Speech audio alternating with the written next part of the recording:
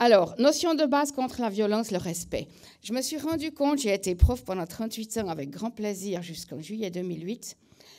Si j'arrivais à l'heure, si je préparais mes leçons, si j'essayais de faire des leçons amusantes, intéressantes, dynamiques, c'était par respect pour les élèves. Pour moi, c'est évident. J'en parlais avec des collègues, ils me disaient « ça va pas, si tu respectes les élèves, ils vont te danser sur le ventre ». Et ce n'est pas vrai du tout. Les jeunes qui sont provocateurs, voire casseurs, face aux parents, aux profs et aux gendarmes, arriver dans un dojo parce que c'est exotique, ils vont jouer le jeu et apprendre cette discipline et accepter et entrer dans le jeu. Et là, on a une chance avec les arts martiaux qui est absolument fabuleuse. Et on l'entend, je ne sais pas si c'est très différent en Suisse ou en France, mais vous avez un type qui fait du foot, un jeune qui fait du hockey, bon, d'accord. Tu fais de l'aïkido ou du karaté, wow, c'est vraiment le truc, parce que c'est exotique et ça a du prestige. Et j'espère aussi que mon langage va permettre qu'on soit compris, parce que, bon, j'ai bien aimé la prestation de la dame en espéranto. Je vais vous dire, oui, j'ai bien aimé. Une petite anecdote, c'est pas parce qu'on parle la même langue qu'on se comprend. Hein?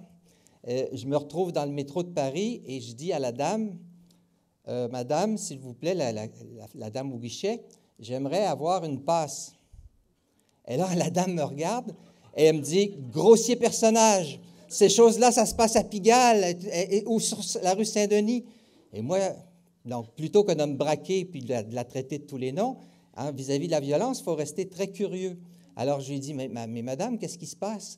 Mais là, je lui pointe parce que sur son guichet, et là, les petits cartons, j'ai dit, c'est ça que je voudrais, madame, s'il vous plaît. Elle dit, ça, monsieur, ça ne s'appelle pas une passe, ça s'appelle un laissez-passer.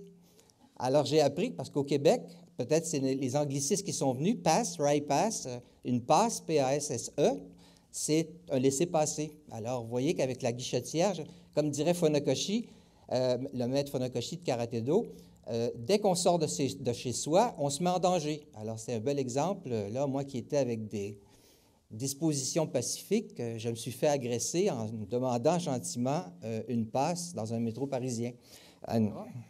C'est ce mot amour qui revient tout le temps. Tout le temps. C'est fondamental. C'est intrinsèque.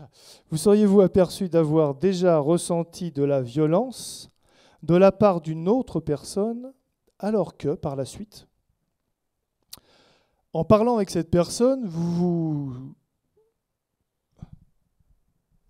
c'est un peu un problème de vision. Vous vous seriez rendu compte que cette dernière n'avait aucune intention de violence à votre égard, mais qu'à travers votre propre prisme, son émission a été vécue par vous comme de la violence. Est-ce que ça n'est pas arrivé déjà à quelqu'un ici? Jamais ça vous est arrivé. Pardon? Voilà, donc c'est arrivé à tout le monde. Très bien, on continue. Vous est-il déjà arrivé d'avoir produit une parole, un comportement, un acte, alors que votre conscience ne souhaitait pas produire cette parole, ce comportement ou cet acte? À qui ça ne serait jamais arrivé? Bien. Il faut qu'on puisse s'ouvrir vers d'autres pensées, toujours dans la même idée que le colloque, c'est-à-dire avoir des avis différents qui nous font mettre soit en perspective, soit en confrontation, soit en doute nos propres convictions de façon à errer le moins possible. Et donc, c'est une très très bonne idée. Et j'espère qu'une fois que le pont transatlantique sera solide, on fera aussi un pont vers l'Orient, vers l'Afrique, vers nous-mêmes. Et donc, tout ça, ça sera formateur pour tout le monde. Qu'est-ce que la violence? Quelles en sont les formes? Quels en sont les lieux? En apparence, chacun a une réponse. Nous connaissons tous ces drames qui touchent. Ici, une personne âgée agressée. Ici, des bandes de deux villes voisines qui se battent à mort. Là, une femme tuée par son mari. Ici encore, le harcèlement au travail qui peut conduire au suicide. Bien des formes de violence existent. Alors que Claude Godard, Une éminente médiéviste française démontre comment les discours des autorités sont une arme politique qui peut occulter la réalité, la fugitive réalité historique de la violence. Quelle était-elle?